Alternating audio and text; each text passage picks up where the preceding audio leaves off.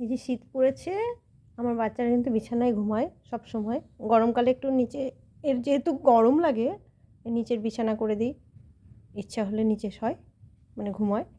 আর এখন আমার বাচ্চাটা এখানে ঘুমাবে। দেখেছো কেমন ঘুম, নাক ডেকে ডেকে ঘুম দিচ্ছে, কিন্তু এখন নাক ডেকে ডেকে ঘুমায় আমার বাচ্চাটা। আজকে বাচ্চাটাকে ওষুধ খাওয়ালাম। ওষুধ বলতে ওর তো এমনিই অসুস্থ, আমি কিন্তু ওইভাবে রাখি না, ওকে সুস্থ করে স্ট্রং করে রাখি যতটা পারি। তো আমার বাচ্চাটা আজকে ওষুধ খেয়ে তবে গিয়ে খাবার খেতে পারলো। কদিন ধরে খেতে পারছিল না আমার বাচ্চাটা, কদিন ধরে খেতে পারছিল না। আর আমাদের এখান থেকে যেহেতু হসপিটাল ওদের অনেক দূর, পশু হসপিটাল অনেক দূর, আর নিয়ে গেলে সারা দিন, একটা দিন লেগে যায়, মানে একটা বেলায় ওদের পিছনেই যাওয়া যায়। এবার রেগে যাচ্ছে, আমি যে এখানে হাত দিলেই ও কিন্তু রেগে যায়।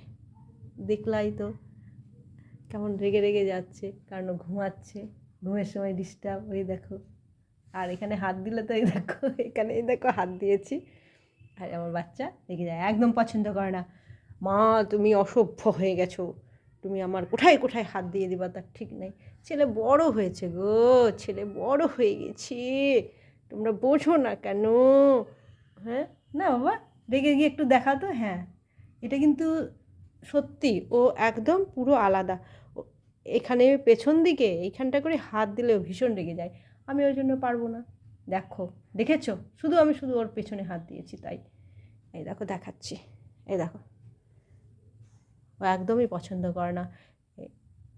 কত ভদ্র, অভদ্র না, অসভ্য না, সেটাই আমি তোমাদেরকে এই ভিডিওর মাধ্যমে দেখাতে চাইলাম।